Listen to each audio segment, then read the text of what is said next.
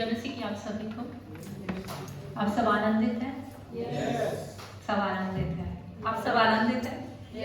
सब आनंदित है। परमेश्वर का धन्यवाद हो, परमेश्वर को महिमा मिले। आइए मैं एक छोटी सी प्रार्थना के साथ आगे हम लोग वचन में चलेंगे। अनुग्रहकारी सर्वशक्तिमान दयालु पिता परमेश्वर आपके सम्मुख आते हैं। पवित्र आत्मा इस समय आपके अभिषेक को मांगते, आपकी अगुवाई को मांगते। प्रभु जी हम कुछ भी नहीं, प्रभु जी इस समय इस वचन के द्वारा प्रभु जी आपका आत्मा हम सभी से बातचीत करे। प्रभु जी सहायता करे और संभाले। सारा कंट्रोल प्रभु जी अपनी जुबान का कंट्रोल आपके हाथों में देते हैं। प्रभु जी इस समय प्रभु जी जब वचन शेयर किया जाता है प्रभु जी बंधन टूटने पाए, हमारा कठोर हृदय प्रभु जी निर्मल होने पाए और आप उससे बातचीत करें। वचन प्रभु जी हमारे हृदय में जब बोया जाए प्रभु जी 100 गुना फल लाए। सहायता करें प्रभु जी और संभाले। सिर्फ और सिर्फ प्रभु जी आपके नाम को मांगते हैं प्रभु जी। अपनी इस प्रार्थना को अपने जीवित उतार यीशु मसीह के नाम में। आमीन आमीन। आप लोग से मैं एक सवाल पूछूंगी कि अगर आपसे कोई पूछे कि आपको एक वर्ड में सबसे खूबसूरत सा वर्ड आपको बताना तो आप क्या बोलेंगे? माँ। कोई और? परमेश्वर बोले। तो आप बताइए ऐसे जो भी आपके मन में आए। क्षमा। आपने मेरा मैसेज का टॉपिक बोल दिया। तो क्षमा, बहुत सारे शब्द हैं। प्रेम है, क्षमा है, और क्षमा जो है हर एक लैंग्वेज में बहुत ही खूबसूरत सा शब्द है। लोग बोलते हैं प्रेम है, बट अगर प्रेम में क्षमा नहीं होती, एक दूसरे को हम क्षमा नहीं करते, वो प्रेम अधूरा है। तो क्षमा जो है बहुत चीज़ों का आधार है, बहुत चीज़ों का बेसिस है। तो आज हम लोग बातचीत करेंगे क्षमा के बारे में। और एक सेकेंड हम स्लाइड में देखिए, काम नहीं कर रहा है। ओके, सो हम लोग दो तरह की क्षमा के बारे में बातचीत करेंगे। एक क्षमा जो है हमें परमेश्वर से चाहिए, और एक क्षमा हम जो दूसरों को देते हैं।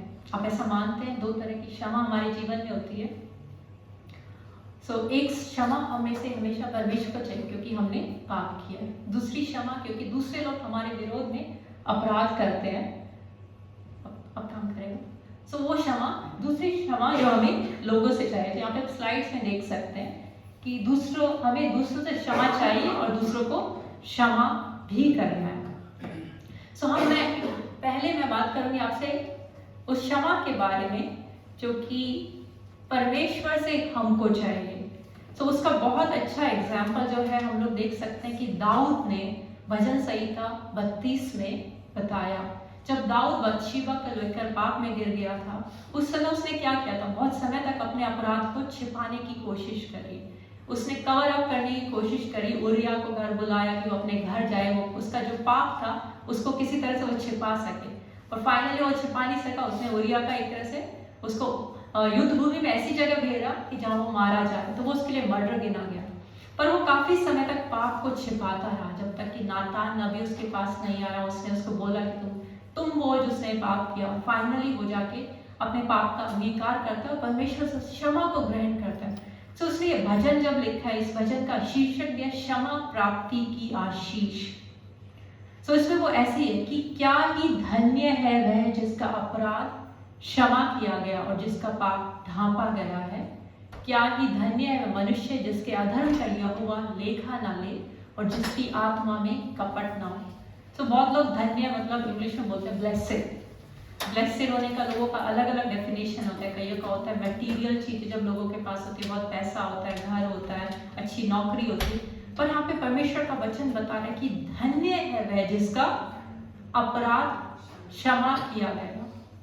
आप ऐसा मानते हैं कि अब अपराध क्षमा आपको कभी बचपन में हम लोग सब बड़े हैं, बचपन में हम लोग बहुत छोटी छोटी गलतियां करते हैं और बहुत बार अपने पेरेंट्स उसको छिपा के रखते हैं और डर के साथ एक रहते हैं कि पता चल गया तो। और बहुत बार दोस्त भी ऐसे मिलते हैं ब्लैकमेल, तेरी मम्मी को बता दूँ। मैंने ऐसे एक्सपीरियंस किया है। पर जब फाइनली पेरेंट्स तक बात पहुंचती है, पेरेंट्स लोग बोलते कोई बात नहीं सब हो गया। तो कैसा लगता है? ऐसा लगता है पता नहीं दिल से कितना बोझ उतर गया। वो ये धन्य है जिसका अपराध क्षमा किया गया और जिसका पाप ढांपा गया।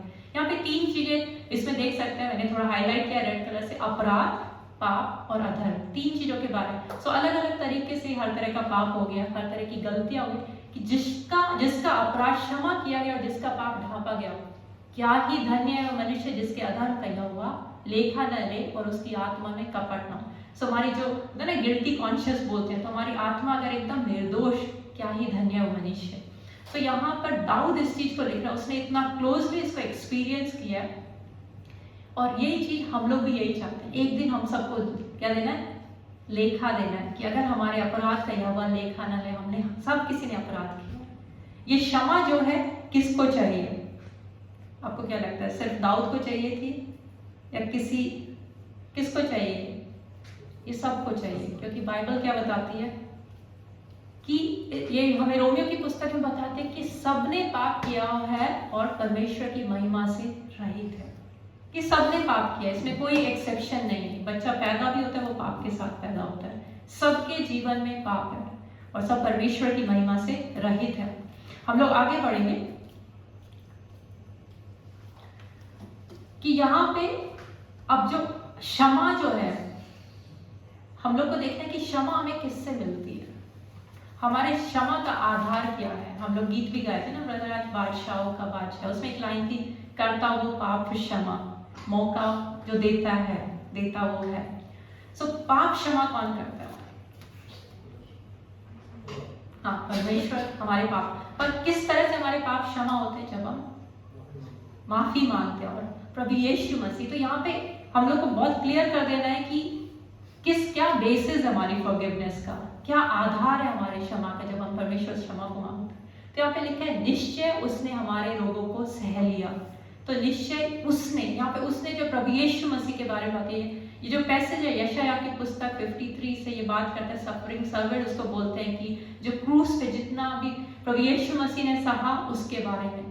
तो उसने हमारे रोगों को सह लिया और हमारे ही दुखों को उठा लिया, तो अभी हमने उसे परमेश्वर का मारा कूटा और दुर्दशा में पड़ा हुआ समझा, परंतु वह हमारे ही अपराधों के कारण घायल किया गया और वह हमारे अधर्म के कामों के हेतु कुचला गया, हमारी शांति के लिए उस पर ताड़ना पड़ी और उसके कोड़े खाने से हम चंगे हो गए। हम तो सब के सब भेड़ों की नाई भटक गए थे और हम में से हर एक ने अपना अपना मार्ग लिया और यहोवा ने हम सभी के अधर्म का बोझ उस पर डाल दिया। तो जो हमारे अधर्म थे प्रभु यीशु मसीह पर डाल दिए गए। और इसमें लिखा है कि जो 6ठी वर्ष, हम तो सब के सब भेड़ों की नाई भटक गए थे। यहाँ पे सब के सब है, कोई एक्सेप्शन नहीं है, कोई बचा नहीं है, सब के सब। और सब ने अपना अपना मार्ग चुना। हम लोग बहुत करते हैं अपने जीवन में, सब कोई अपना अपना मार्ग चुनते हैं, जो जिसे अच्छा लगता है वो करता है। और हम लोग सब के सब जो भेड़ों की नाई भटक गए थे, पर प्रभु यीशु मसीह ने उसको अपने ऊपर ले लिया ताकि हम परमेश्वर की क्षमा को रिसीव कर सके। तो ये हमारा आधार है क्षमा का, हम लोग को नहीं भूलना है क्षमा हमको कैसे मिलती है। हम लोग आगे बढ़ेंगे, नेक्स्ट ये लॉक हो जा रहा है बार। तो यहाँ पे जो मीका की पुस्तक है उसमें बाइबल बताती है कि तेरे समान ऐसा परमेश्वर कहाँ है जो अधर्म को क्षमा करे और अपने निज भाग के बचे हुए के अपराध को ढांप दे। वह अपने क्रोध को सदा बनाए नहीं रखता क्योंकि वह करुणा से प्रीति रखता है। वह फिर हम पर दया करेगा और हमारे अधर्म के कामों को लताड़ डालेगा, तो उनके सब पापों को गहरे समुद्र में डाल देगा। यहाँ पे परमेश्वर की बात हो रही है कि वो हमारे सारे अधर्मों को क्षमा करता है, वो हमेशा क्रोधित नहीं रहता हम पर, वो हम पर दया करेगा। और यहाँ पे कि हमारे जो अधर्म के काम है वो कहाँ, गहरे समुद्र में डाल देगा। अभी तक भी जो समुद्र की डेप्थ है बहुत गहराई है, एक तरह से है कि इतनी ज्यादा वहां पे है कि जाके आपको फिशिंग नहीं करनी है, कि आप जो परमेश्वर उनको भूल चुके हैं, उनको मतलब वो दब चुके हैं, उनको आपको बार बार उखाड़ना नहीं है। तो परमेश्वर है जो हमारे अपराध क्षमा करता है और प्रभु यीशु मसीह के क्रूस पे वो सारे, उसने हमारे सारे अपराधों को ले लिया। हम लोग आगे बढ़ेंगे और फिर हम लोग फिर से वापस भजन संहिता में आएंगे। ओके, तो यहाँ पे दाऊद बात करता है। तो यहाँ पे बात हो रही थी, उससे पहले हम लोग बात करें कि सबको क्षमा चाहिए, सबने पाप किया है, और उसके बाद कि कौन क्षमा करता है और क्या हमारा आधार है। आगे हम लोग दाऊद इस समय बात करते हैं, जब मैं चुप रहा तब दिन भर कराते कराते मेरी हड्डियां पिघल गई, क्योंकि रात दिन मैं तेरे हाथ के नीचे दबा रहा और मेरी तरावट धूप काल की सी झुर्राहट बनती रही। तो यहाँ पे एक चीज हम देख सकते हैं, यहाँ पे जो अपना वो डिस्क्रिप्शन दे रहा है दाऊद, बहुत ही फिजिकल पेन में हो जा रहा है, कि बहुत ज्यादा वो शारीरिक पेन से जा रहा है, शारीरिक पेन से जा रहा है, और बहुत सारे कि कराते कराते मेरी हड्डियां पिघल रही, क्योंकि उसने अपना अपराध क्या किया, छिपा के रखा। बहुत बार जब हम अपने अपराध परमेश्वर के सामने नहीं मानते, फिजिकल सिकनेस हम लोग की बॉडी में आती है। और यहाँ पे लिखा है कि मैं तेरे हाथ के नीचे दबा। अगर कोई परमेश्वर के हाथ के नीचे दब गया तो उसको कौन छुड़ाएगा? तो सबसे वो बुरे प्लेस में उस चीज को उसने महसूस किया इतना ज्यादा, क्योंकि रात दिन कुछ भी टाइम नहीं बचा, रात दिन मैं तेरे हाथ के नीचे दबा रहा और मेरी तरावर धूप काल के से झुर्राहट बन गई। कि एकदम उसकी जो इतना वो दाऊद ने इतनी लड़ाइयाँ लड़ी, सब कुछ लगी कि सब कुछ एकदम से जैसे उसको लगा कि सारी स्ट्रेंथ उसकी चली गई। नेक्स्ट फिर आगे दाऊद बताए, ये था एक पार्ट कि उसने अधर्म किया, सबको क्षमा चाहिए, और वो कितना ही धन्य मनुष्य जिसके अपराध परमेश्वर क्षमा करे। और जब हम छिपा के रखते हैं, उसका रिजल्ट, उसका पाप का जो छिपाए रखने का बहुत ही फिजिकल था, बहुत ही दर्दनाक था। अब आगे चल के वो बोलते हैं कि जब मैंने अपना पाप तुझ पर प्रकट किया और अपना अधर्म ना छिपाया और कहा मैं यहोवा के सामने अपने अपराधों को मान लूंगा, तब तूने मेरे अधर्म और पाप को क्षमा कर दिया। यहाँ पे दाऊद एक चीज को कहता है कि जब क्या किया मैंने अपना पाप तुझ पर प्रकट किया, उसने उसे छिपा के नहीं रखा। उसने जब नातान नबी उसके पास आया तो उसने बोला था हाँ मुझसे गलती है, मुझसे क्षमा हो, मुझसे गलती हो गई, मैंने पाप किया। परमेश्वर को उसी टाइम की परमेश्वर ने तुझे क्षमा कर दिया। उसने पूरा पश्चाताप किया कि जब मैंने उसे नहीं छिपाया, बहुत समय तक उसने छिपा के देख लिया, कुछ हल नहीं निकला, पर जब नहीं छिपाया उसने बोला यहोवा के सामने अपने अपराधों को मान लूंगा, कोई एक सब कुछ मान लूंगा, सारे अपराधों को। तब क्या? तब तूने मेरा अधर्म और पाप को क्षमा कर दिया। तो यहाँ पे कंडीशन है, नहीं मानोगे तो क्षमा मिलेगी कि नहीं मिलेगी? नहीं मिलेगी। जब उसने माना तो क्या हुआ? परमेश्वर ने उसके अधर्म और पाप को उससे दूर किया। क्या हम चाहते हैं अपने जीवन, हर कोई चाहता है कि हमारे जीवन में पाप ना बने रहे, परमेश्वर उसको दूर करे, पर उसके लिए हमें क्या करना है? हमें उसे परमेश्वर के सामने जो है मान लेना है। तो यहाँ पे दाऊद फिर एक और चीज लिखता है, और वो क्या है? इस कारण हर एक भक्त तुझसे ऐसे समय में प्रार्थना करे जबकि तू मिल सकता है। निश्चय जब जल की बड़ी बाढ़ आए तो भी उस भक्त के पास ना पहुंचेगी। तो यहाँ पे दाऊद इस चीज को लिख रहा है कि तुझसे कैसे समय में प्रार्थना करे कि जब तू मिल सकता है। तो एक समय है जब परमेश्वर मिल सकता है। और यहाँ पे है ना, एक बार और प्रेस करना बस। तो यहाँ पे यशायाह की पुस्तक में भी लिखा है, जब तक यहोवा मिल सकता है तब तक उसकी खोज में रहो, जब तक वह निकट है तब तक उसे पुकारो। यहाँ पे एक समय है। बहुत बार परमेश्वर का आत्मा हम लोगों से बातचीत करते हैं कि ये अपराध तुम्हारे जीवन में है, तुम इससे फिर जाओ, अपने पापों से फिर जाओ। बहुत बार आता है, वो कंटिन्यूसली आता रहता है प्रॉम्प्ट की तरह। रहता है ना कि नोटिफिकेशन आता है ना फोन में भी कि ये बिल पे नहीं किया, कुछ नहीं किया, कई बार आते हैं लोगों के, वो आता रहता है, बट जब वो टाइम निकल जाता है फिर नहीं आएगा, राइट? सो एक समय होता है, एक समय आएगा कि होली स्पिरिट आपको प्रॉम्प्ट करे कि ये इस चीज को तुम लोग इससे फिर जाना है, इसको करेक्ट करना, परमेश्वर के सामने से तुम्हें क्षमा चाहिए। पर एक टाइम के बाद वो नहीं आएगा, वो प्रॉम्प्टिंग चली जाएगी, वो समय ले लिया जाएगा, फिर कुछ नहीं हो सकता, फिर कोई प्रॉम्प्टिंग नहीं आ रही है। एक समय है जब तक यहोवा मिल सकता है। इसमें लिखा है उसकी खोज में रहो। खोज हम उस चीज की करते हैं जो आसानी से नहीं मिलती है। खोज में रहो जब तक, उसको खोजते रहो, उसको लाइटली मत लो। जब तक वह निकट है तब तक उसे पुकारो। दुष्ट अपनी चाल चलन और अनर्थकारी अपने सोच विचार छोड़कर यहोवा ही की ओर फिरे तो वह उस पर दया करेगा। वह हमारे परमेश्वर की ओर फिरे और वह पूरी रीति से उसको क्षमा करे। तो जब हम उसकी ओर फिरते, इसमें लिखा पूरी रीति से उसको क्षमा करेगा, आधा अधूरा नहीं। हम लोग ह्यूमन लोग बार बार बोलते कुछ है, मन से नहीं होता है, बट वो पूरी रीति से उसे क्षमा करेगा, उस पर दया करेगा। मुझे सबसे अच्छा वो लगता है बाइबल में मनस्से करके लोग, राजा हिजकिय्याह का जो बेटा था, उसने बहुत पाप किए थे, बहुत ज्यादा। उसने इतना सब कुछ उसने, मतलब उसने लोगों को, जो परमेश्वर के नबी लोग थे उनको भी बहुत अच्छी, उसमें लिखा कि बाइबल में कि यरूशलेम घुटने तक लहू में कवर हो गया था, इतना ज्यादा उसने किया था। बट जब उसने प्रार्थना करी, जब उसने पश्चाताप किया, और उसका जो राजा बनने का जो पीरियड होता है ना, रेन जो बोलते हैं, वो सबसे लंबा था सारे राजाओं में, अगर आप उसको पढ़ेंगे। और परमेश्वर ने वापस उसको खड़ा किया, उसके सारे अपराध परमेश्वर ने क्षमा कर दिए।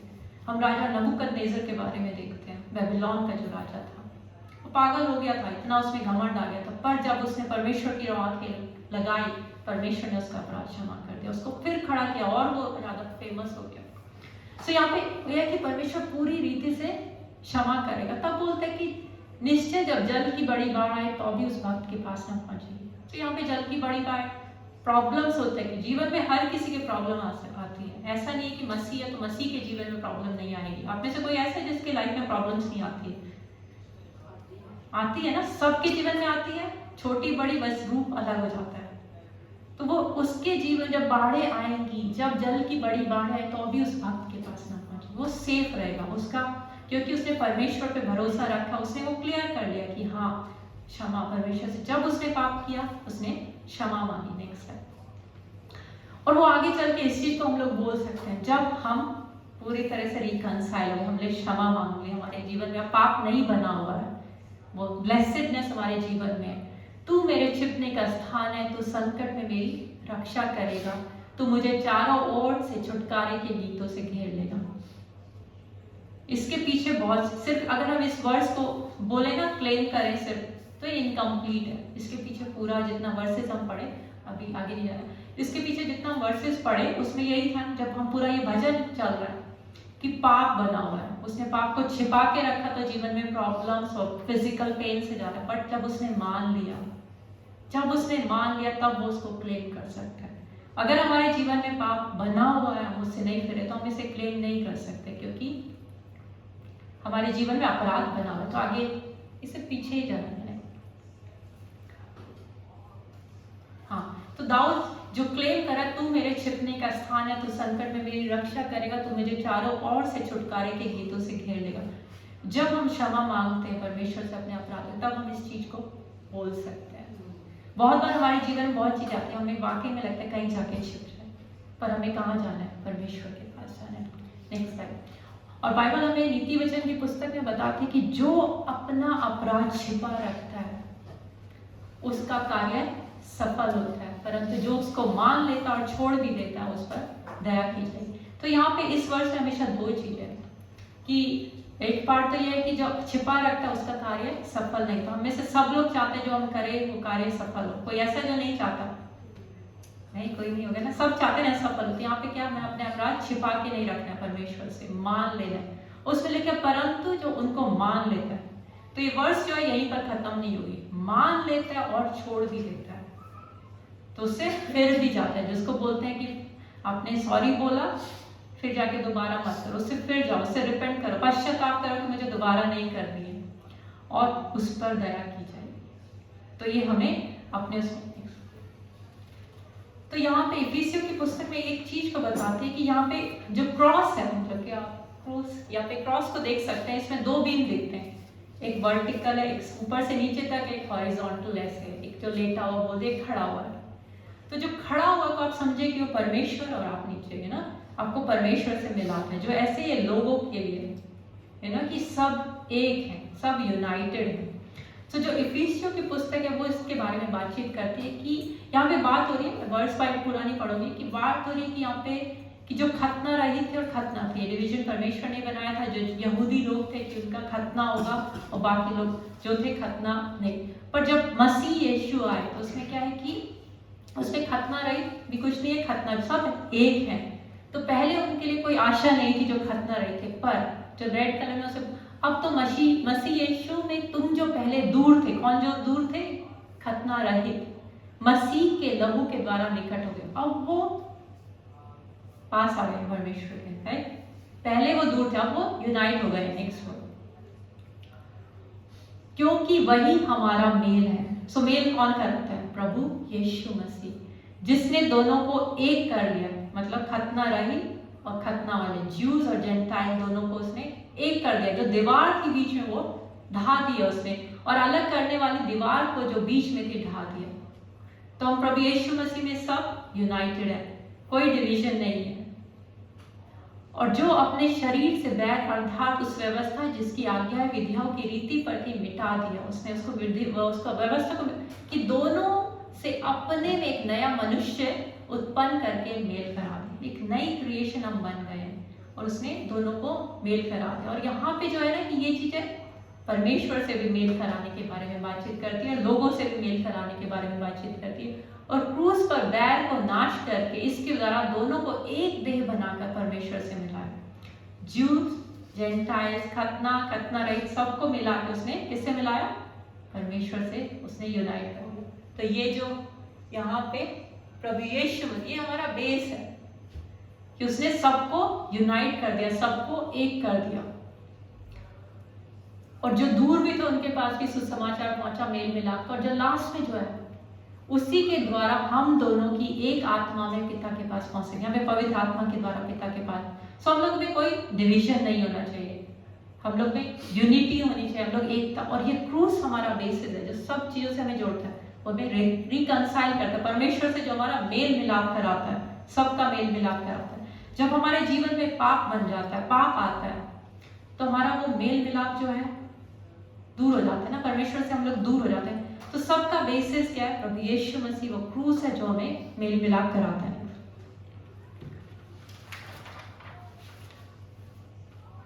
तो हम लोग कुलुस्सियों की पुस्तक में भी देखते हैं, ये भी यही बात करती है। अभी मैं सिर्फ इसमें लास्ट वर्स में जाऊंगी, ओके 11 में जाऊंगी। केवल मसीह में सब कुछ और सब में, केवल मसीह सब कुछ और सब में, ये सब भी, ये भी यूनिटी के बारे में बात करती है। कि इसमें देखिए कि उसमें ना तो कोई यूनानी में रहा, ना कोई यहूदी रहा, ना खतना रहित, ना जंगली, ना स्कूती, ना दास, ना स्वतंत्र। सो हम लोग में बहुत लोगों में हम लोग देखते हैं कि बहुत लोगों में बहुत सारे डिविजन्स होते हैं। बहुत लोग बोलते हैं कि मैं इस जाति का, मैं यहाँ से आया हूँ, मैं उस परिवार से आया, मैं इस आया। पर प्रभु यीशु मसीह में कोई डिवीजन नहीं, उसने सबको रिकंसाइल कर दिया परमेश्वर से, सब एक है। तो हम लोग उस यूनिटी को बनाए रखें। हम लोग इस स्लाइड पे बाद में आएंगे, अभी आगे चलते हैं। सो इस समय हम लोग एक क्षमा के बारे में बात करें थे जो हमें परमेश्वर से चाहिए। तो जो परमेश्वर से हमें चाहिए, तो हमें जब तक वो क्षमा नहीं मिलती, हमारे जीवन में अपराध बना रहता है। और हम लोग बाइबल बात करें कि वो धन्य नहीं है, धन्य है जिसके अपराध क्षमा किए जाए। सो हमारे जब अपराध क्षमा हो जाते हैं, हम उस कॉन्फिडेंस के साथ परमेश्वर के सामने जा सकते हैं, कह सकते हैं कि तू मेरा छिपने का स्थान है। सो हर किसी को वो क्षमा चाहिए क्योंकि सबने पाप किया। सो दूसरी क्षमा जो है वो है जो यहाँ पे बात करते हैं कि जो हमें दूसरों से क्षमा चाहिए, और दूसरों की क्षमा में हम दूसरों को भी हमें क्षमा करना है। आपको लगता है कि आपको दूसरों की क्षमा चाहिए या दूसरों को क्षमा करना है? लगता है? आपको लगता है जीवन में रोज आप लोगों से मिलते हैं जो आपके साथ बुरा बर्ताव करते हैं या कुछ कहते हैं, और बहुत सारी अभी भी हर्ट्स लेके आप जीवन में आगे बढ़ रहे हैं? आप में से कोई है जिसके जीवन में अभी भी बहुत सारे दिल पे बहुत सारे हर्ट्स लगे हुए और वो उसको भूल नहीं पा रहा है और उससे आगे नहीं बढ़ पा रहा है? क्योंकि हम लोग कई बार माफ नहीं कर पाते हैं। तो ये माफी जो है बहुत जरूरी है, वो क्षमा दूसरों को देना और क्षमा को रिसीव करना, क्योंकि परमेश्वर का वचन हमें यही सिखाता है। अपने से सब लोग प्रभु की प्रार्थना जानते हैं, हम लोग प्रभु की प्रार्थना में बहुत डिटेल में नहीं जाएंगे, सिर्फ आप लोग सब इसको जानते हैं, आप लोग यहाँ पे पढ़ सकते हैं। इसमें भी सिर्फ रेड कलर का जो पार्ट है, इसमें एक पार्ट है प्रभु की प्रार्थना में कि जिस प्रकार हमने अपने अपराधियों को क्षमा किया, वैसे ही तू भी हमारे अपराधों को क्षमा कर। तो यहाँ पे प्रभु की प्रार्थना किसने कही है? प्रभु यीशु मसीह ने कही है।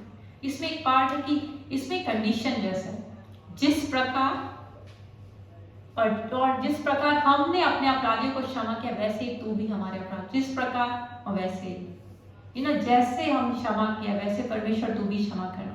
हम कभी इसको जब प्रार्थना को बोलते हैं, कभी इस चीज को हमने सीरियसली सोचा है कि ये क्या बोलते हो? अगर हमने किसी को क्षमा नहीं किया तो ये प्रार्थना में जो लिखा है वो क्या होता है? नेक्स्ट सेकंड, कि वो हमारे पाप जो है हमारे अपराध परमेश्वर क्षमा करेगा कि नहीं। और प्रभु यीशु मसीह ने फिर उसके बाद, अगर प्रभु की प्रार्थना जैसे ही खत्म होती, 2 और वर्सेस है, मैं इसको आपके लिए पढ़ दूंगी। आप लोग जब स्कूल जाते थे तो बता देते थे कि इंपॉर्टेंट क्वेश्चन कौन सा है, क्योंकि टीचर उसको बार बार रिपीट करती थी ना, हाईलाइट कर लेते थे जल्दी से नोटबुक में, करते थे कि नहीं?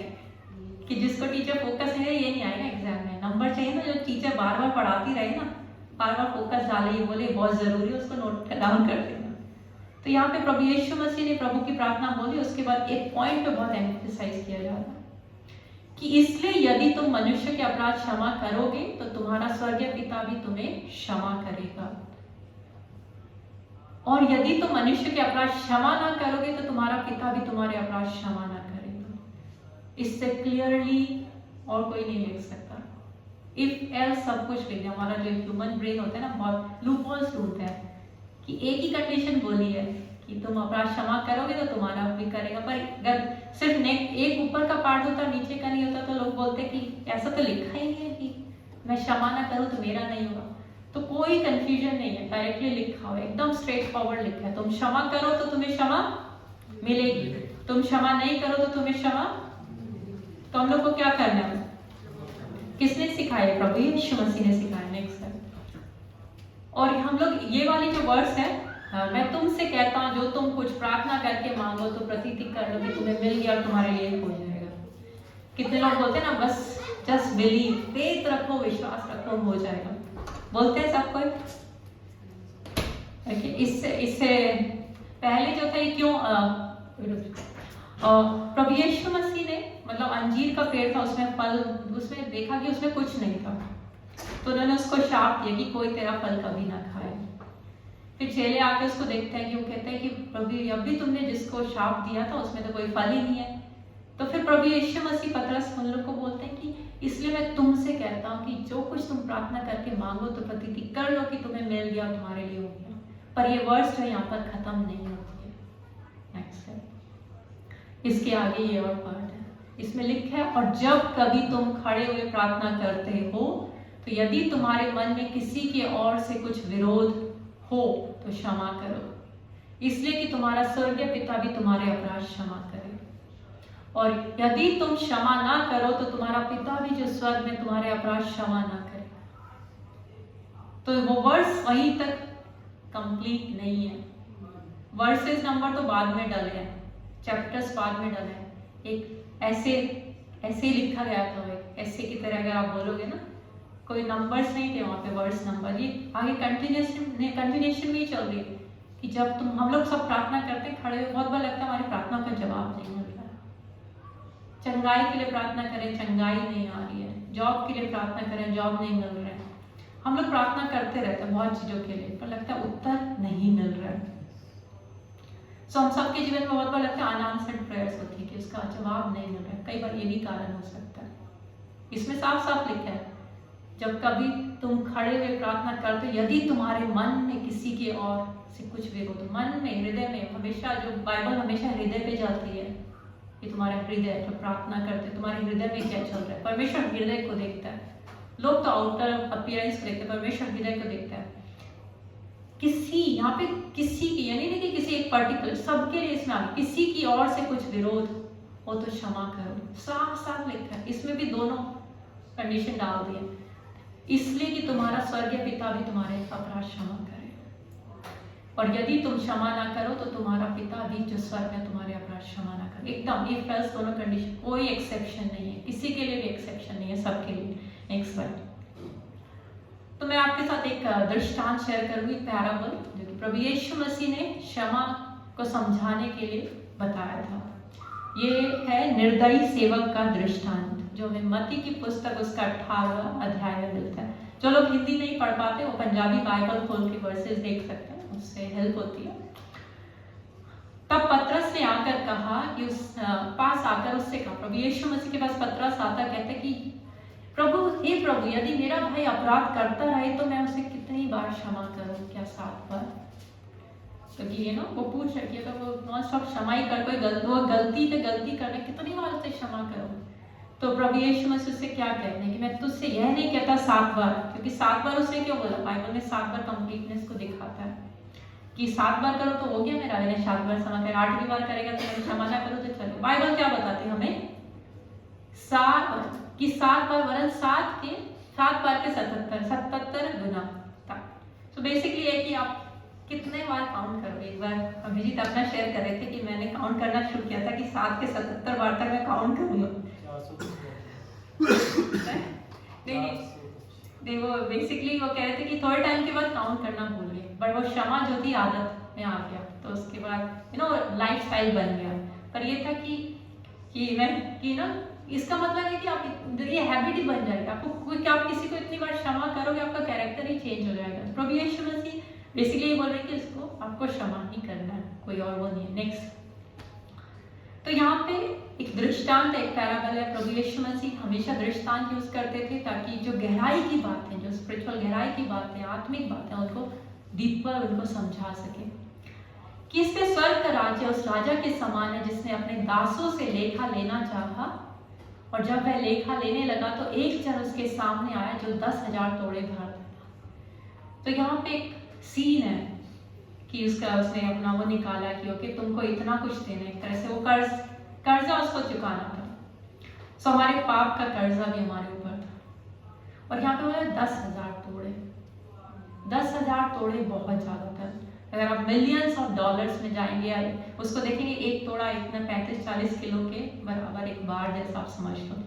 तो इतना ज्यादा था, वो कुछ भी करके क्या उसे चुका सकता था। उनकी आमदनी बहुत कम होती थी, दमड़ी बोलते हैं ना, दमड़ी जैसा 1 या 2 दमड़ी उनको दिन का मिलता था। तो बहुत छोटा सा अमाउंट उनको, वो कभी उसको चुका नहीं सकता। तो सेम हमारे जीवन में ऐसा था कि हमारे पाप का कर्ज इतना ज्यादा था, हम कुछ भी करके उसे चुका नहीं सकते थे। तो यहाँ पे वो उसको चुका नहीं सकता था। Next slide. तो वो क्या कहते हैं, जबकि चुकाने को उसके पास कुछ न था, तो उसके स्वामी ने कहा कि यह और इसकी पत्नी और लड़के वाले जो कुछ इसका है सब बेचा जाए, वह कर्जा चुका दिया जाए। इस पर उस दास ने गिरकर उसे प्रणाम किया और कहा, हे स्वामी, धीरज धर, मैं सब कुछ भर दूंगा। तो यहाँ पे जो था, उसने गिड़गिड़ाया, उसने एकदम लेट गया चरणों में, जो आप देख रहे हैं ना कि गिड़गिड़ाना, हे स्वामी धीरज धर, मैं सब कुछ भर। एक्चुअली वो उसे नहीं भर सकता था, राइट। उसने वो करे उसने कि मुझे क्षमा कर, बेसिकली वो एक तरह से क्षमा, मैं नहीं भर सकता। आगे उस दास के स्वामी ने तरस खाकर उसे छोड़ दिया, उसका धार क्षमा किया। जितना उसके पास उसने उसका चकाया था, इतने 1000 तोड़े जो थे, वो सब क्षमा कर दिए परमेश्वर ने। उस राजा ने सब क्षमा कर दिया। जब हम दृष्टांत हमको रिलेट करना है किसके बारे में बात हो रही है, तो फिर कैसा लगेगा? आप में से तो उसकी जगह कोई हो, इतना ज्यादा कर्जा, मिलियंस ऑफ डॉलर आपको चुकाने किसी के, और बंदा बोले मैंने तुम्हारा क्षमा कर दिया, कैसा रहेगा? बहुत खुश होगा ना। आगे चलते हम लोग। परंतु जब वह दास बाहर निकला तो उसके संगी दासों में से एक उसको मिला जो उसके 100 दिनार धारता था, क्योंकि उस समय एक दिन की कमाई कुछ दिनार होती थी। तो 100 दिनार बहुत बड़ी रकम है, 1-2 महीने की उसकी आमदनी होगी। और उसने पकड़कर उसका गला घोंटा और कहा, जो कुछ तू धारता है भर दे। वो भी राजा के पास गया था, उसका तो बहुत बड़ा अमाउंट था। उसने गिड़गिड़ा के, उस राजा ने तो उसका गला भी नहीं पकड़ा था, और उसने क्या किया कि उसका गला पकड़ा, गला घोंटा, पकड़ा भी नहीं, घोंटा समझते ना, दबा देते ना पूरा। और जो कुछ तू धारता भर देगी, जो कुछ। और वो क्या कहता है, इस पर उसका दास, संगी दास, गिरकर उससे विनती करने लगा कि धीरज धर, मैं सब भर दूंगा। लॉक नहीं आता, कि धीरज धर, मैं सब कुछ भर दूंगा। सेम चीज है ना, 1-2 स्लाइड पीछे जाना, यहाँ पे भी उसने यही बोला था। जब राजा के पास वो गिड़गिड़ाया था, सेम चीज उसने बोली थी, हे स्वामी धीरज धर, मैं सब कुछ भर दूंगा। नहीं, तो सेम चीज यहाँ पे उसका संगी दास भी बोल रहा है कि उसने विनती करके कहा, धीरज धर, मैं सब भर दूंगा। तो यहाँ पे उसको क्या करना चाहिए? वैसे उसका उधार माफ कर देना चाहिए ना। आगे चलते हैं। करना तो उसको यही चाहिए था, पर उसने क्या किया? उसने ना माना, परंतु जाकर उसे बंदी गृह में डाल दिया, और जब तक कर्ज को भर ना दे तब तक वहीं रहे। उसके संगी दास यह जो हुआ था देखकर बहुत उदास हुए और जाकर अपने स्वामी को पूरा हाल बता दिया। तो हमें देखते हैं ना, एक भागता हुआ जा रहा है दरवाजे पे, उसने देखा, और उसको कि इसने तो इतना बड़ा, अभी उसका जो कर्जा था इतना ज्यादा था कि अभी इतना बड़ा कर्जा उसका क्षमा, और ये थोड़ा सा अमाउंट नहीं का, उसको बंदी गृह में डाल दिया, और इतने बुरे उस तरीके से उसको ट्रीट किया। तो उसने अच्छा नहीं किया। आगे चलते। तब उसके स्वामी ने उसको बुलाकर उससे कहा, हे दुष्ट दास, तूने जो मुझसे विनती की तो मैंने तो तेरा पूरा कर्ज क्षमा किया। सो जैसा मैंने तुझ पर दया की वैसे ही क्या तुझे भी अपने संगी दास पर दया करनी नहीं चाहिए थी। और उसके स्वामी ने क्रोध में आकर उसे दंड देने वालों के हाथ में सौंप दिया कि जब तक वह सारा कर्जा भर न दे तब तक उनके हाथ में रहे। तो यहाँ पे क्या हुआ, एकदम कहानी का पूरा ट्विस्ट हो गई ना, चेंज हो गई कि अब वो फिर से लाया जाता है, अब अलग तरीके से लाया जाता है ना, पकड़ के उसके लाया। और यहाँ पे क्या हुआ, इसमें देख सकते हैं कि पहले जब सब पहला सीन था, राजा एकदम कामली अपने सिंहासन पे बैठा है। यहाँ पे राजा, यहाँ पे देखना नहीं, एकदम कामली बैठा है, सब लोग ये उसके पर उससे बात करें कि क्षमा करते हैं। आगे चलते हम लोग, यहाँ पे राजा को हम लोग देख सकते हैं, आंखें देख सकते हैं, उसके साइड में जो फायर वायर सब हिल रहे हैं, बहुत ही टेंस माहौल है कि यहाँ पे कि राजा जो था क्या हुआ, पहली चीज उसको बोलता है दुष्टास है। उससे क्या होता है कि जो यहाँ पे बात हो रही है, एक्चुअली ये पैराबल आप समझे किस चीज से रिलेट कर रहे हैं वो लोग, बात पैसे से स्टार्ट हुई है पर ये बात हो रही है क्षमा के बारे में, कि हमारा जो पाप था इतना ज्यादा था कि वो हम लोग चुका नहीं सकते थे, पर जब क्षमा मांगी परमेश्वर ने क्षमा दी। सेम चीज हमें उस क्षमा को जो है एक्सटेंड करना, दूसरों को भी देना। जब दूसरे संगी दास ने, जिसने उसके साथ बुरा किया एक तरह से अपराध, उसको भी उसको क्या करना है, क्षमा करना था। उसका अपराध अगर हम अपने पापों को देखें तो वो इतना ज्यादा है, इतना ज्यादा जो परमेश्वर ने क्षमा किया कि उसने अपना इकलौता पुत्र दे दिया, इतना उसने इसकी कीमत चुकाई। पर जब कोई हमारे साथ कुछ बुरा करता है, कई बार कुछ बोल देता है, कई बार किसी ने कुछ चाय ठंडी दे दी, लोग उससे भी गुस्सा हो जाते हैं कि मेरे को चाय कैसे ठंडी दे दी उन्होंने, आज मेरे चाय लेट कैसे आई। वो देखते हैं फैमिलीज में, हम लोग देखते हैं छोटी छोटी बातों पे, क्या है ये, क्या अपराध, क्या किस छोटी छोटी बातों पे। तो यहाँ पे हम लोग देखते हैं कि कितना छोटा था। हम लोग जब क्षमा नहीं करते तो क्या होता है, पहली चीज है दुष्टता। एक बार नेक्स्ट स्लाइड में जाना। तो यहाँ पे तीन चीजें दिखती हैं कि जो राजा था उसको गुस्सा आया, राजा ने दास को बोला, हे दुष्ट दास, इंग्लिश में बोलते हैं विकेड। तो जब हम पाप क्षमा नहीं करते वो दुष्टता है, और उससे किसको गुस्सा आता, परमेश्वर को गुस्सा आता, क्रोध होके उसको किसके हाथों में सौंप दिया था उसने, दंड देने वालों के हाथों में। और दंड जो होता है ना, अलग अलग ट्रांसलेशन में अगर आप जाएंगे तो बहुत टॉर्मेंटर्स बोलते हैं, टॉर्चरर्स बोलते हैं, कि बहुत अलग अलग तरह का दंड हो सकता है। हम लोग बहुत अलग अलग तरह के, इसमें है कि शारीरिक हो सकता है, कि बहुत बार लोगों के जीवन में फिजिकल प्रॉब्लम आती है क्योंकि वो क्षमा नहीं करते। आप कभी किसी से मिले जो कहता है मैं मर जाऊंगी पर क्षमा नहीं करूंगी, मिले आप अपने जीवन में मिले और देखें कैसे रहते हैं वो लोग। वो एक तरह से उनको लगता है कि वो जहर खुद पी रहे, सोचते हैं दूसरे वाला मर जाएगा, अंदर ही अंदर कुड़ते रहते हैं, अंदर ही बीमार हो जाते हैं, सब कुछ हो जाता है, पर बोलते हैं कुछ भी हो जाए मैं क्षमा नहीं करूंगी। सब लोग शारीरिक बीमारी से भी जाते हैं, बहुत बार क्षमा नहीं करते हैं। बहुत बार मेंटल होता है, मेंटल ब्रेकडाउन हो जाता है, लोग वो अलग अलग तरह की ना इतनी सारी मेंटल बीमारी हो जाए तो उसमें घुस जाते हैं क्योंकि वो क्षमा नहीं करते। आत्मिक भी होता है, बहुत बार लोगों को लगता है मेरा ये अपराध कभी क्षमा नहीं होगा, हमेशा लगता है मैं तो लोग अपना कि मेरे पाप तो क्षमा नहीं होंगे, या मेरे जीवन में मेरे को परमेश्वर प्रेम नहीं। बहुत सारी आत्मिक स्पिरिचुअल उसमें भी दंड, अलग अलग तरह के दंड से लोग, अलग अलग तरह के टॉर्मेंट से लोग जाते हैं। जैसे बाइबल में हम लोग एक चीज देखते हैं, शाऊल जो था, जब वो अनाज्ञा, जब उसने आज्ञा नहीं मानी परमेश्वर की, उसे भी परमेश्वर की ओर से एक दुष्ट आत्मा सताता था। दुष्ट आत्मा हमेशा शैतान की ओर से नहीं, मतलब परमेश्वर की ओर से भी उसको सताता था। क्यों? क्योंकि उसके जीवन में उसने उसको नहीं माना था। दाऊद ने पाप किया, उसने मान लिया और उससे फिर गया, बट शाऊल ने नहीं, उससे वो फिरा नहीं था, वो उसके पाप उसके जीवन में बना हुआ था। सब लोग आगे बढ़ेंगे। सो जब यहाँ पे प्रभु यीशु मसीह ने दृष्टांत सुनाया, अब उसको कंक्लूड करते हैं कि इसी प्रकार पूरा दृष्टांत आप लोग समझ गए, पूरी स्टोरी आप समझिए। एक राजा उसके पास आया उधार, उसका माफ कर दिया, फिर उसने अपने दास का क्षमा नहीं किया। पूरी होने के बाद प्रभु यीशु मसीह एंड में उसको कंक्लूड करते हैं कि ये मैसेज था किस चीज के लिए। इसी प्रकार यदि तुम में से हर एक अपने भाई को मन से क्षमा ना करेगा तो मेरा पिता जो स्वर्ग में तुमसे भी वैसा ही करेगा।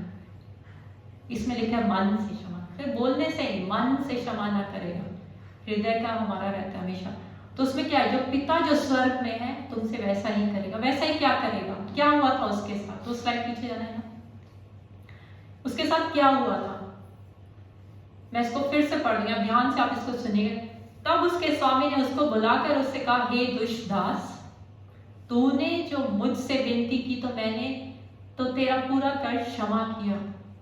सो जैसा मैंने तुझ पर दया की वैसे क्या तुझे अपने संगी दास पर दया करना नहीं चाहिए था। तब उसके स्वामी ने क्रोध में आकर दंड देने वालों के हाथ में सौंप दिया कि जब तक वह सब कर्जा भर न दे तब तक उनके हाथ में रहे। क्या पर उसका कर्जा जो क्षमा हो गया था वापस से उसके ऊपर आ गया। एंड में अब मैंने हाईलाइट किया मेन पॉइंट्स कि जब तक वह कर्जा भर न दे, अब तो वो किसी तरह से उसको नहीं भर सकता। इस 2-3 वर्ष में बहुत गहराई है, बहुत कुछ है कि दुष्ट दास परमेश्वर की नजर में दुष्टता वो क्षमा नहीं करते हैं। चाहे किसी ने कुछ भी किया हो, कुछ भी किया, हम लोग को क्या करना है, हम लोग को क्षमा करनी है। और परमेश्वर चाहते हैं कि मैंने तुम पर दया करी वैसे तुम भी अपने संगी दास पे दया करना, अपने जिन्होंने अपराध किया उन पर दया करना। हम लोग आगे बढ़ते हैं। तो हम लोग इस चीज को हमें आगे कोई स्लाइड दिखा दो। आप लोग को इस फोटो पहली बार देखा है, ये वाले फैमिली का फोटो, या पहले भी देखा है? तो यहाँ पे इस फैमिली के बारे में, ये लेप्रेसी वाले लोगों के बीच में जिनको कोढ़ हो जाता था उनके बीच में कार्य करते थे, मिशनरी लोग थे। और तो बहुत लोग इससे खुश नहीं थे। मैं उसका नाम बोल रही, इसका नाम क्या था जिसने जला दी थी इनकी कार, कुछ दारा सिंह है, हाँ दारा सिंह उसका नाम था। तो आगे चल के एक बार जो इसमें आप देख रहे हैं वो एक फैमिली है, 2 बच्चे हैं, हस्बैंड वाइफ, एक बेटी है, 2 बेटे एक बेटी, और ये हस्बैंड वाइफ है। ग्रैंड स्टेन्स का फैमिली है। और तो इसमें हम लोग देख सकते हैं कि ये जो बाप था अपने 2 लड़कों के साथ एक बार कैंपिंग पे जाता है। तो कैंपिंग में अपना कार में जाते हैं, जीप में जाते हैं, जो भी इनका व्हीकल होता है। तो वो लोग क्या करते हैं, उसको घेर लेते हैं पूरे को, आग से, और आग लगा देते हैं, उनको निकलने नहीं देते। नेक्स्ट साइड, नेक्स्ट साइड, हाँ। तो उनका कार में वो तीनों जो थे एक तरह से जल के वहीं खत्म हो जाते हैं। तो ये कार का सीन है। इवन इंटरनेट पे आप जाएंगे उनके बॉडीज का सीन भी आप देख सकते हैं जली। वो फोटो मैंने नहीं लगाया, पर आप अगर किसी को इंटरेस्ट आप देख सके कितनी बुरी तरह से वो लोग जल गए थे। तो इतना कुछ उस फैमिली में हुआ। जो ग्रैंड स्टेन्स की जो वाइफ थी उसका रिएक्शन क्या था इस पर, उसने क्या किया? आप लोग अगर इस स्टोरी को जानते हैं, उन लोगों ने उसके साथ क्या किया। एक ही दिन में उसके 2 बच्चे, उसके हस्बैंड की डेथ हो गई, जला दी अपनी दर्दनाक मौत। तो वहां पे आप नेक्स्ट स्लाइड में जाएंगे। हम लोग इसमें आप इंग्लिश में देख सकते हैं, फिर हम नेक्स्ट में भी जाएंगे जो कि हिंदी में भी है। आगे जाओ, हिंदी ज्यादा पढ़ते हमारे। सो वो कहती थी कि जब मैं इसने एक्चुअली उसने क्या किया, तो उसने उनको क्षमा कर दिया था कि मैं उन्हें क्षमा करती हूँ।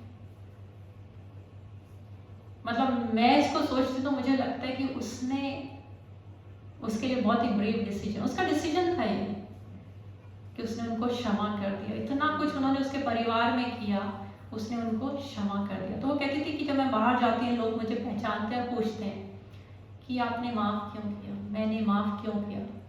तो वे कहती है कि उन्हें लगता है कि ये क्षमा वर्ड से वो लोग जो होते हैं इंस्पायर हो जाते हैं, प्रेरित हो जाते हैं। और फिर बोलती कि अगर मेरे हृदय में किसी के अगेंस्ट में, किसी के विरुद्ध में कुछ है और जब मैं उसे क्षमा करती हूँ तो कड़वाहट जो मेरे अंदर होती है वो छोड़ देती है। ऐसा आप मानते हैं? नहीं, हम उस कड़वाहट को लेके जीते रहते हैं, सोचते दूसरा बंदा मर जाएगा जिसको लेके कड़वाहट होती है। और जो क्षमा करते हैं जब हम, तो वो क्या करते हैं? 2 चीजें करती हैं। जो क्षमा करता है और जो क्षमा को प्राप्त करता है, क्षमा को ग्रहण करता है, दोनों को आजाद कर देती है। वो एक बंधन में होते हैं। वो तो क्षमा नहीं कर रहा, अपने हृदय में उस भार को लेके चल रहा है और इतने सारे फिजिकल इलनेस और बहुत सारी चीजों से, मेंटल टॉर्मेंट से जा रहा है। और दूसरा बंदा भी वो रहता है ना कि बना हुआ है। पर एक क्षमा जो उसको भी रिलीज करती है और जो क्षमा करता है उसको भी लिबरेट करती है। और बाइबल हमें क्या सिखाती है? बाइबल क्या सिखाती है? क्षमा करना चाहिए कि नहीं करना चाहिए? करना चाहिए। प्रभु यीशु मसीह ने उस क्रूस पर भी जब वो थे तो उन्होंने क्या कहा? ये नहीं जानते करते पर इनको क्षमा करें। तो बाइबल हमें क्षमा करना सिखाती है और प्रभु यीशु मसीह ने एग्जाम्पल सेट कर दिया, उन्होंने एंड तक यही किया। और जितना ये पैराबल, ये प्रभु की प्रार्थना, ये प्रभु यीशु मसीह के मुख से निकले, उनके जितना दयालु कृपालु तो कोई नहीं था क्षमा करने वाला, उनके मुंह से निकले। और उनका जो लास्ट सेंटेंस था ना कि पीछे वर्स में जाना, पीछे पीछे और जाना, यहाँ और जाते हैं, ये प्रभु यीशु मसीह ने कहा है कि यदि तुम में से हर एक कोई एक्सेप्शन नहीं है कि हर एक अपने भाई को मन से क्षमा ना करेगा तो मेरा पिता जो स्वर्ग में है तुमसे भी वैसा ही करेगा। तो बाइबल बहुत क्लियर है। अगर अभी भी आप अपने हृदय में बहुत सारा कुछ लेके चल रहे हैं ना कि मैं तो क्षमा नहीं करूंगी चाहे कुछ हो जाए, तो हम लोग को लेके नहीं चलना, हम लोग को क्षमा करने, कोई भी हो सकता है, आगे बढ़ते हैं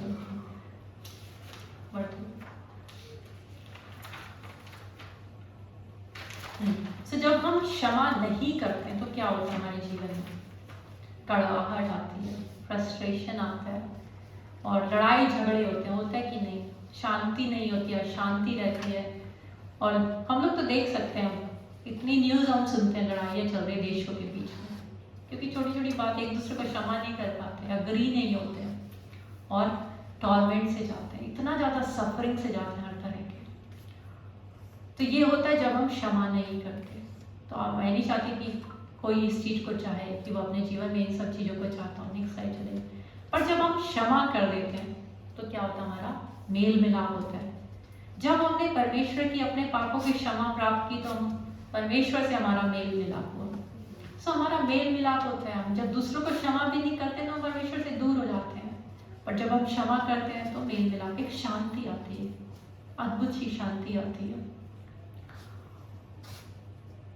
और हम कि संगति में हम लोग बढ़ते हैं, परमेश्वर की संगति, क्योंकि संगति से हम लोग कट जाते हैं, हम चंगाई को रिसीव करते हैं, हम बहुत सारी आशीषों को रिसीव करते हैं। बाइबल बताता है धन्य है वो जिसका अपराध क्षमा किया जाए, जिसके अपराध का लेखा परमेश्वर न ले।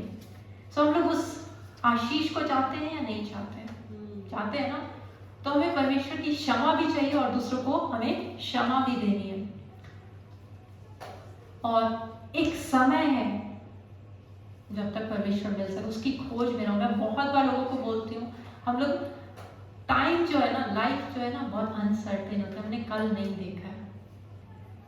इतने लोग, इतनी कंट्रीज में वॉर शुरू हो गई, हम लोग क्या, उन लोगों ने थोड़ी देखा था, उन्होंने थोड़ी प्लान किया था। कोविड आया, इतने लोग अचानक से खत्म हो गया, उन्होंने किसी ने प्लान किया था या नहीं? सो हम लोग लाइफ बहुत हम लोग को उसको कल पे नहीं डालते रहना है। मैं बहुत बार बोलती हूँ आज समय जब ये हुआ तुमसे, परमेश्वर का आत्मा तुमसे बातचीत करे कि आज मेल मिलाप कर लो, आज उसको दूर कर दो अपने जीवन से। नहीं पता कि वो समय तुमको फिर मिलेगा कि नहीं मिलेगा, कैसा ना हो कि बहुत देर हो जाए। सो हम लोग को आगे बढ़ते हैं। तो मैं फिर से इस वर्स को पढ़ूंगी कि जो अपने अपराध छिपा रखता है और उसका कार्य सफल नहीं होता, परंतु जो उनको मान लेता है, छोड़ भी देता है, उस पर दया की। तो हमें अपने अपराध क्या है? छिपा के नहीं रखने हैं, मान लेने हैं। हम चाहते हैं कि हमारे जीवन में वो आशीषें आए, और उसको सिर्फ मान नहीं लेना, उसको छोड़ भी देना है, तो उन पर दया की जाएगी। मैं एक छोटी सी गवाही देना चाहूंगी कि मैं जब परमेश्वर मैं नई आई थी उस टाइम मैं एक चीज बोलती थी, मैं भी ऐसे सेंटेंस बोलती थी कि कुछ भी हो जाए मैं क्षमा नहीं करूँगी। उन्होंने बहुत बुरा किया मेरे जीवन में, ये किया, मैं इनको क्षमा नहीं करूँगी। और मैं नई थी, स्टार्टिंग 1-2 संडे हुए थे चर्च में, आई थिंक बहुत कम समय हुआ था चर्च में। फिर मैंने भी, उस समय हमारे पास्टर जो थे उस टाइम चर्च में नहीं थे, बाहर थे, पर उन्होंने एयरपोर्ट से फ़ोन किया, है ना। चर्च फ़ोन में कई बार आता था तो स्पीकर पे लगा देते कि पास्टर कुछ मैसेज देना चाहते हैं। तो उन्होंने एक चीज बोली थी कि अगर इस समय कोई है जिसने क्षमा नहीं किया तो वो क्षमा करे। आई थिंक वो, मुझे लगा वो सिर्फ मेरे लिए था। तो उसी टाइम मैंने जस्ट घुटनों पे गिर के कि परमेश्वर मैं क्षमा करती हूँ। उस समय मैंने क्षमा किया और एक अद्भुत सी शांति, और मैं मतलब बोलते हैं कि मेरे जीवन में आशीषें आनी, सारी आशीषें आनी शुरू हो गई। मेरे पास नौकरी नहीं थी, मेरे पास कुछ नहीं था, सब कुछ आना शुरू हो गया जब मैंने उस क्षमा को रिलीज किया, और उसके बाद रिकंसिलिएशन अपने आप से आ गई। सो हम लोग हम लोग को कुछ पेपर डिस्ट्रीब्यूट किया है ना अभी। इस समय अगर परमेश्वर ने आपके मन में कुछ डाला है, किसी के नाम डाले जिसको आपको क्षमा करना है, ओके, सो आप लिख सकते हैं। हम लोग एक प्रार्थना में जाएंगे, प्रार्थना पूर्वक उसको आप क्षमा करिए और हम परमेश्वर की क्षमा को भी रिसीव करेंगे। तो हम लोग कुछ स्टेप्स करेंगे। बहुत लोग बोलते हैं कि मुझसे क्षमा नहीं होता, मुझे क्षमा करना नहीं आता। आपने प्रभु यीशु मसीह को जब ग्रहण किया तो हमने एक डिसीजन लिया था कि मैं प्रभु यीशु मसीह के पीछे चलने लगूँ या पीछे चलने लगूंगा। आप लोगों ने डिसाइड किया था ना, आपने अपनी विल, आपका डिसीजन ऑफ योर विल, अपनी इच्छा से आपने उस चीज को किया था ना कि मैं प्रभु यीशु मसीह के पीछे चलूंगी। माफी में भी आपको लगता है कि नहीं उसने इतना बुरा किया, मुझे नहीं, पर आपको वो डिसीजन लेना, आपको वो निर्णय लेना कि मैं उसे माफ कर दूंगी या मैं उसे माफ कर दूंगा। तो पहले आपको ये जानने की जरूरत है कि आपको क्षमा करने की जरूरत। आप ऐसा मानते हैं? बस आपको ही अगर नहीं मानते तो हम लोग आगे इस स्टेप में नहीं बढ़ सकते कि रिकॉग्नाइज करो आपको क्षमा करनी है और किसको क्षमा करनी है, कि इस चीज को पहले मान लो कि हाँ हमें क्षमा करनी है। और हो सकता है कि जो सबसे क्लोज हो आपके रिलेशनशिप में, आपको उसे क्षमा करना। कई बार जो लोग जो आपके सबसे करीब होते हैं, आपको लगता है वही आपका सबसे ज्यादा दिल दुखाते हैं, राइट? सो हो सकता है आपके बच्चे हो, आपके स्पाउस हो, आपके पेरेंट्स हो, कोई भी हो सकता है। जो परमेश्वर आपके मन में डाल रहे हैं उसको लिख डालो। फिर मतलब परमेश्वर को सरेंडर करो, सबमिट करो। परमेश्वर का वचन क्या हम लोग को सिखाता है कि क्षमा करो और क्षमा को रिसीव करो। हम लोग यही सीखें कि नहीं? और राइट डिसीजन लो, सही निर्णय लो। आज इस समय डिसाइड कर लो कि मैं क्षमा करती हूँ, मैं क्षमा करूंगी या मैं क्षमा करता हूँ, करूंगा। नहीं बोलो कि मैं नहीं करूंगी क्षमा, उससे कुछ नहीं हासिल होगा, उससे टॉर्मेंट आता है जीवन में। तो इस समय हम लोग को डिसीजन लेना है, राइट डिसीजन लो। राइट डिसीजन यही है कि क्षमा करो और अपने मुंह से बोलना है। मैं चाहती हूँ कि अपने मुंह से बोलो कि मैं, नाम डाल देना बंदे का, बंदी का, मैं इसे क्षमा करती हूँ। क्योंकि जब हम उसे वर्बली बोलते हैं ना, उसका एक अलग इफेक्ट होता है, अलग पावर होती है कि हम लोग वाकई में उस चीज को जो बिलीव करते हैं वो बोल रहे हैं। तो इतना बोले कि आपको सुने, कोई फर्क नहीं पड़ता, आपको चिल्ला के बोलना है, चिल्ला के बोलिए, ठीक है? तो हम लोग वो करेंगे कि मैं टाइम दूंगी, मैं प्रार्थना करूंगी, एक समय दूंगी जब आप बोल सकते हैं कि मैं XYZ सो एंड सो को मैं क्षमा करती हूँ या सो एंड सो को मैं क्षमा करता हूँ। तो आप मुंह से बोलिए, फर्क नहीं पड़ता कौन सुन रहा है। शायद आप अपने पड़ोसी को क्षमा कर रहे हैं, उसका नाम भी, उससे कोई फर्क नहीं पड़ता। हम लोग इस तरह परमेश्वर के भवन में, और परमेश्वर जैसे हमें गाइड करे वैसे करेंगे, और अपने मुंह से बोल के इसको हम लोग को क्षमा करना। तो इस जो समय हम लोग बात करें, आप नाम लिख सकते हैं ताकि उस समय आप सोचते ना रहे, उस समय झिझकाएंगे जो पवित्र आत्मा आपके मन में डाले। और उसके बाद जब आपने क्षमा कर दिया, आगे कभी भी रिजेंटमेंट या कुछ कड़वाहट, तो बोलिए परमेश्वर ने उसको क्षमा कर दिया। पूरी उसको क्षमा करना, मुंह से नहीं, इसमें बाइबल बताती है मन से क्षमा करना है, ठीक है? एकदम हृदय से, अच्छे से, ओके? और फिर आपको एक और चीज करनी है। बाइबल क्या बताते हैं? अपने वैरियों के लिए क्या करो? प्रार्थना करो, राइट? ठीक है? उन्होंने आपके लिए कुछ भी करा हो, आपको उन्होंने जो बुरा किया, जब भी आप उस बंदे को, उस पर फोकस नहीं करना। उसके जीवन में कुछ ना कुछ अच्छा होगा, उस पर फोकस नहीं। अच्छा, परमेश्वर ने उसको बनाया, आपको क्या करना है? उसके लिए प्रार्थना करनी है कि परमेश्वर आप उसे आशीष दें। उनकी अच्छाई के बारे में सोचें, ना कि बुराई के बारे में। तो जो नेगेटिव है आपके जीवन में, नेगेटिव थॉट्स उस बंदे को लेकर, उसको आपको बदल देना है। किससे? पॉजिटिव से, सकारात्मक की अच्छी बातों से। जो उसकी बुरी बात है उसको अच्छी बात से रिप्लेस कर देना। एक और चीज बोलना चाहूंगी, अगर वो इंसान इस दुनिया में नहीं है अभी, तो भी आप उसको बोले क्षमा करते हो। क्योंकि कई बार वो इंसान तो कब्र में चला गया और अभी भी वो दिल में वो लेके बैठे रहते हैं। होता है कि नहीं होता है? उसने मेरे साथ इतना किया था, अभी तक उसी, तो उसको भी आप क्षमा कर। फर्क नहीं पड़ता वो इंसान कहाँ है क्या है, आपको उसको क्षमा करना है। आपको उसको जाके नहीं बोलना, हम परमेश्वर के सामने परमेश्वर को बोलें। तो हम लोग प्रार्थना में जाएंगे, मैं एक समय दूंगी, मैं एक ब्लैंक जैसा छोड़ूंगी कि जैसे प्रभु यीशु मसीह में इसको क्षमा करती हूँ इसको ना। आप उस समय बोलोगे कि उस समय मैं पॉज करूंगी थोड़े टाइम के लिए, और आप उस समय बोल सकते कि परमेश्वर मैं उस बहन को उस भाई को क्षमा करती हूँ। तो हम लोग प्रार्थना के साथ इस समय जाएंगे। इसमें से अगर आप में से कोई घुटने टेक के भी प्रार्थना करना चाहता है, या किसी भी तरह से आप फ्री हैं, जैसे परमेश्वर का आत्मा आपको लीड करता है, अपने हृदय को कठोर नहीं करना है, जैसे परमेश्वर का आत्मा आपको लीड करता है, हर एक के जीवन में अलग तरीके से बातचीत करते हैं, तो एकदम उस तरह से आप करेंगे। आइए प्रार्थना करते हैं। Thank you Jesus, thank you Lord Holi spirit. प्यारे प्रभु जी, आपके सम्मुख आते हैं, पवित्र आत्मा आपका धन्यवाद देते हैं कि प्रभु जी आपने सहायता करी, आपने संभाला, आपने ये समय दिखाया प्रभु जी। और प्रभु जी आज के वचन के लिए आपका धन्यवाद देते हैं। प्रभु जी इस वचन को हम सिर्फ सुनने वाले नहीं प्रभु जी, पर उस पर चलने वाले बनना चाहते हैं प्रभु जी। इस समय प्रभु जी जब हम इस वचन को अपने जीवन में प्रभु जी लाना चाहते हैं, इस पर चलना चाहते हैं, प्रभु जी सहायता करें। इस समय प्रभु जी हम दुआ करते हैं, इस समय हम में से हर एक भाई बहन मेरे पीछे बोले, परमेश्वर मुझे आपकी क्षमा चाहिए। थैंक यू प्रभु जी। मैं विश्वास करता हूँ या करती हूँ कि आपके बेटे प्रभु यीशु मसीह के क्रूस पर उस बलिदान के कारण मैं आपसे क्षमा मांग सकती हूँ।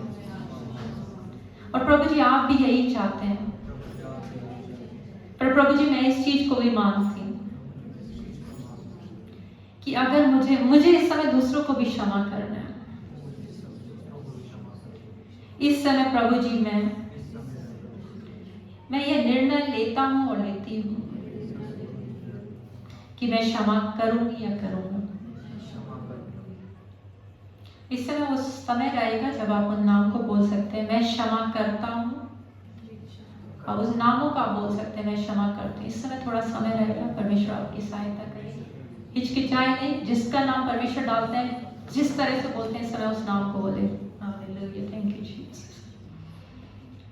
मैं क्षमा करता हूँ, मैं क्षमा करती हूँ। उस ब्लैंक को आप फिल करते जाएं, परमेश्वर आपकी सहायता करें। Thank you Jesus, thank you Lord.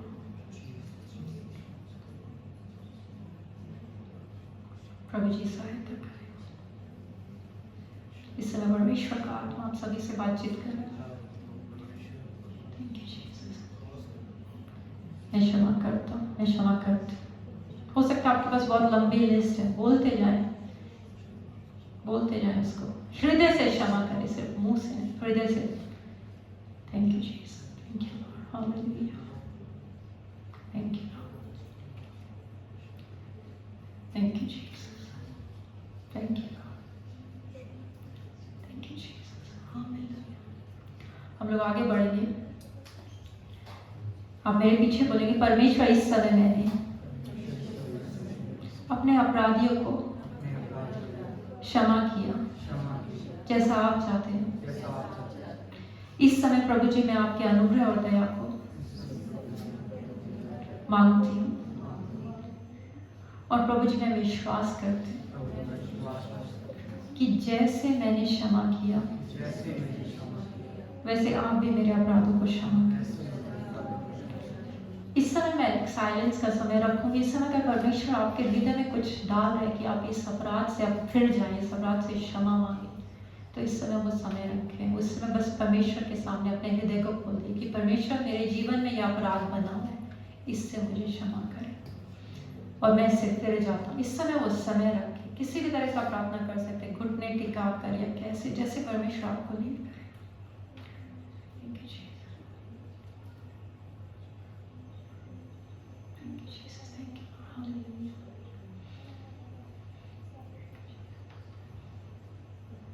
परमेश्वर जैसे मैंने क्षमा किया मुझे भी वैसे क्षमा कर।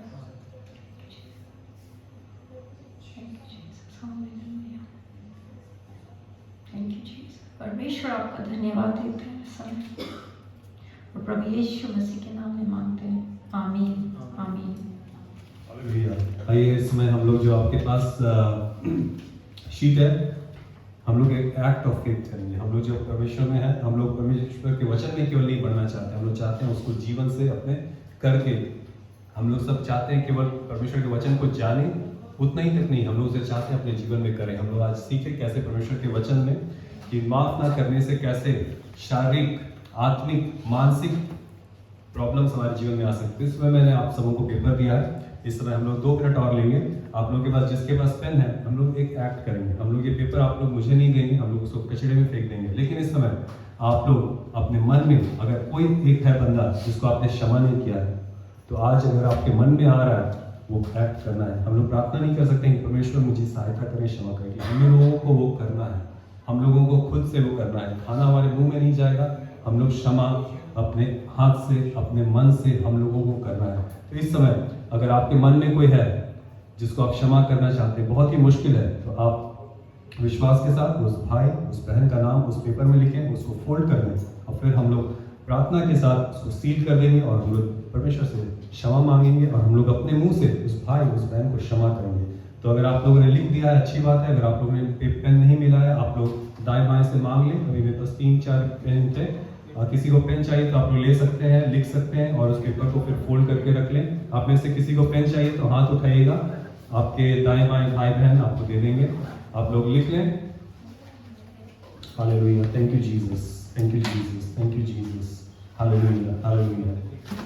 पीछे भाई हैं पेयर, उनको पेन पास कर दीजिए, थैंक यू। और किसी को पेन चाहिए तो हाथ आगे कीजिएगा, बहुतों के पास पेन है, वो लोग शेयर कर सकते हैं।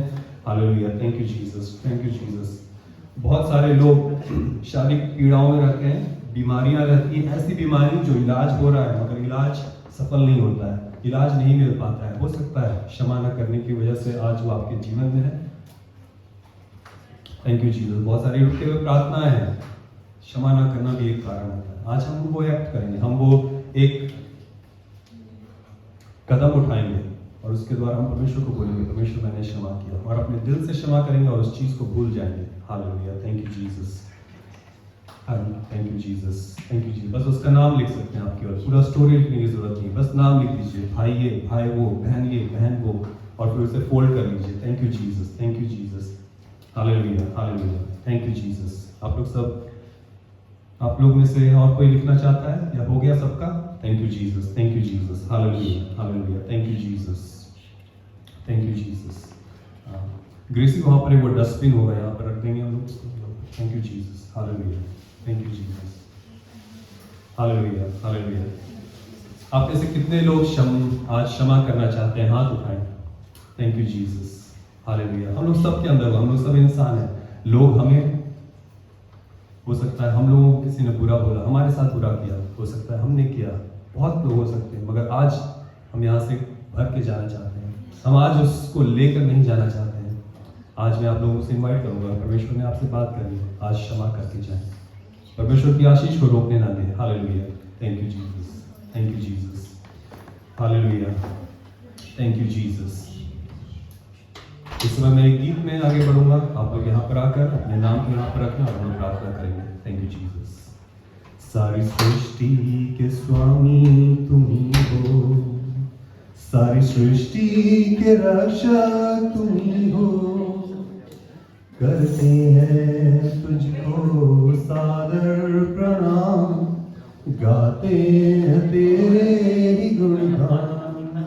सारी सृष्टि के स्वामी तुम ही हो, सारी सृष्टि के रक्षक तुम ही हो, करते हैं तुझको सादर प्रणाम, गाते हैं तेरे ही गुणगान।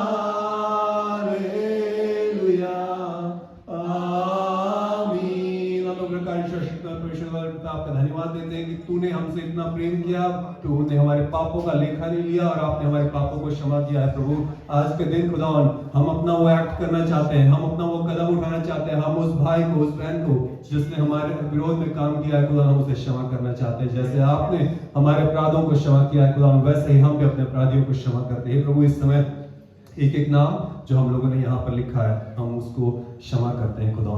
आज हम कहना चाहते हैं भाई बहन मैं तुम्हें क्षमा करता हूँ, आज के बाद मैं उस बैर भाव को अपने मन में नहीं रखूंगा। और इस समय मैं उस भाई उस बहन के लिए दुआ करता हूँ कि परमेश्वर तू उसे आशीष दे, तू उसे बुद्धि दे, तू उसे समझ दे, तू उसे बरकत दे।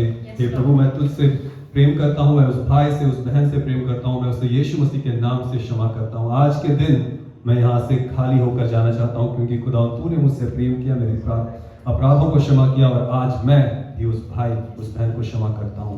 यीशु मसीह के नाम से मांगते हैं, आमीन आमीन hallelujah hallelujah. Praise the Lord. आइए अपनी जगह पे हम लोग बैठ जाएंगे। हम लोग इस समय अपने दानों को लेकर के आएंगे और थैंक यू जीसस।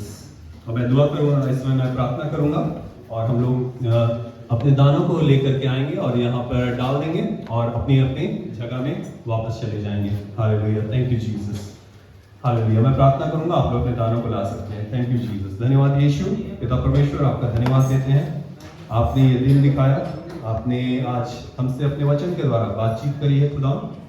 आपका वचन दोधारी तलवार है, वो हमारे हृदय से बात करता है, हमारे मनों को से बात करता है खुदा। आज के दिन हम धन्यवाद देते हैं खुदा कि हमने आपके प्रेम को महसूस किया है, आपने अपने अपराधों को क्षमा किया है, हमने उसको महसूस किया है खुदा। और इस समय खुदा हम चाहते हैं खुदा कि जैसे आपने खुदा हमारे अपराधों को क्षमा किया है, आज के दिन यहाँ से हम खाली होकर के जाना चाहते हैं। कोई भी मन में बैर भाव घृणा लेकर नहीं जाना चाहते खुदा। हम अपने बैरियों को क्षमा करते हैं। ये प्रभु इस समय इस दान के समय के लिए आपका धन्यवाद देते हैं जो आपने हमें दिया है और आपने जो दिया है खुदा उसमें से ही हम इस दान को देते हैं। प्रभु इस दान पर आपकी आशीष हो, इसके द्वारा बहुत तेरे काम हो खुदा, आपके नाम का विस्तार हो। जितनों ने दिया है आपकी आशीष, आपका अनुग्रह का हाथ उनके ऊपर हो, इस दान पर और देने वाले पर आप बहुत ऐसे आशीष दें। यीशु मसीह के नाम से मांगते हैं, आमीन आमीन। एंड में एक चीज बोलना और पीछे जाते रहो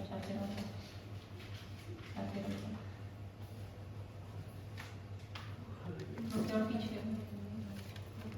एक सेकंड बस थोड़ा आगे जाओ या यहीं पे रुकते हैं। बस एंड में एक चीज मैं बोलना चाहूंगी, मैं इस वर्स को पहले कि मैं इसके बाद में जाऊंगी, जो लास्ट वाली वर्स हम इसको याद रखें कि यदि किसी को किसी पर दोष देने का कोई कारण हो तो एक दूसरे की सह लो और एक दूसरे के अपराध क्षमा करो, जैसे प्रभु ने तुम्हारे अपराध क्षमा किए वैसे तुम भी करो। इस चीज को याद रखें। और इस चीज में बस मैं एक पिक्चर देना चाहती हूँ। नूह का जो जहाज था आप सब जानते हैं, वो सारे जानवर उसमें गए थे, वो सारे जानवर एक दूसरे से लड़ाई झगड़ा बैर, उनका नेचर है। बट जब वो जहाज में अंदर गए, जब उस आर्क में अंदर गए तो उसमें क्या था? पीस थी। सो जब हम उस क्रूज पर आते हैं तो उस पीस को हम पाते हैं। चाहे हमारा बैकग्राउंड क्या हो, चाहे हमारा कैरेक्टर क्या हो, चाहे कौन से जानवर की तरह हम लेके अंदर आते हो, किस तरह से हम रिएक्ट करते हैं, कहाँ से हम आए, उससे कुछ फर्क नहीं पड़ता। पर जब हम उस क्रूज पर जाते हैं तो हम लोग क्या है, शांति से रहते हैं, हम रिकंसाइल पीस। तो वही हमेशा याद रखिए कि जब हम परमेश्वर के सामने आ रहे तो उस पीस के साथ आए। परमेश्वर आप सभी को आशीष दे। और यहाँ पे कुछ बाइबल है, हिंदी में न्यू टेस्टामेंट है, नया नियम है। आप चाहते हैं, आप लेना चाहते हैं, आप ले सकते हैं, कैरी कर सकते हैं अपने साथ। छोटा सा साइज है, एक दिखा दें, छोटा सा साइज है, अपने बैग में रख सकते हैं। और अगर आप किसी को देना भी चाहते हैं तो प्रार्थना पूर्वक किसी को दे सकते हैं, उसको भी इससे आशीष मिलेगी। तो आप इसको ले सकते हैं, आप सामने आके इसको उठा के ले भी सकते हैं जिसको बाइबल चाहिए। और एक और शीट है, हम लोग का चर्च में जो है लास्ट संडे जो होगा हमारी कंबाइंड सर्विस होगी, जो कि प्रार्थना के ऊपर होगी।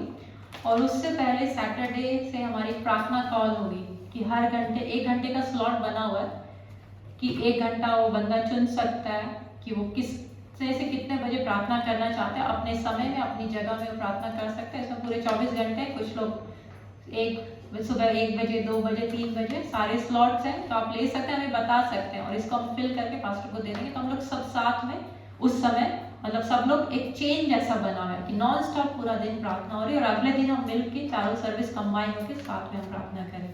परमेश्वर आपको आशीष दे।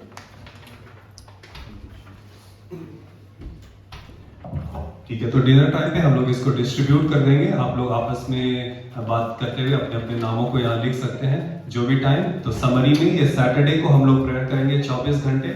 आप लोग अपना टाइम अपना अगर आपके मन में परमेश्वर डाल रहा है आप यहाँ डाल दें और उस समय आप लोगों के लिए, चर्च के लिए, अपने लिए प्रार्थना करें। और उस तरीके से हम लोग 24 घंटे का प्रेयर करेंगे सैटरडे को और फिर संडे को हम लोग यहाँ पर आकर कंबाइंड सर्विस करेंगे, वो भी स्पेशली प्रेयर के लिए होगा। और परमेश्वर आप सबों को आशीष देंगे। और आइए इसमें अपनी जगह पे खड़े हो जाएंगे। जिस तरीके से हम लोगों ने अपने अपराधियों को क्षमा किया है उसी तरीके से परमेश्वर ने आप सबों के अपराध को क्षमा किया है। आइए परमेश्वर के आशीष वचन को एक साथ ग्रहण करें। यहोवा तुझे आशीष दे और तेरी रक्षा करे। यहोवा तुझ पर अपने मुख का प्रकाश चमकाए और तुझ पर अनुग्रह करे। यहोवा अपना मुख तेरी ओर करे और तुझे शांति दे। और सब लोग बोलेंगे आमीन, हालेलुया, हालेलुया, हालेलुया।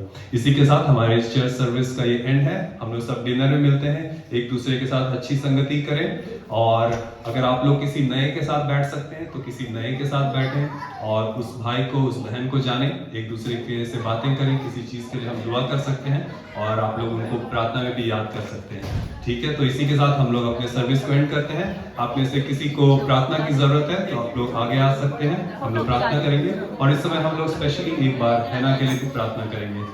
और आप लोग सब नीचे जा सकते हैं डिनर में, जितने लोग रुकना चाहते हैं थोड़ी देर रुक भी सकते हैं। Thank you Jesus. और हम लोग आंटी के लिए भी दुआ करेंगे, सॉरी सिस्टर वैशाली के लिए भी दुआ करेंगे, वो इंडिया वापस जाएंगे।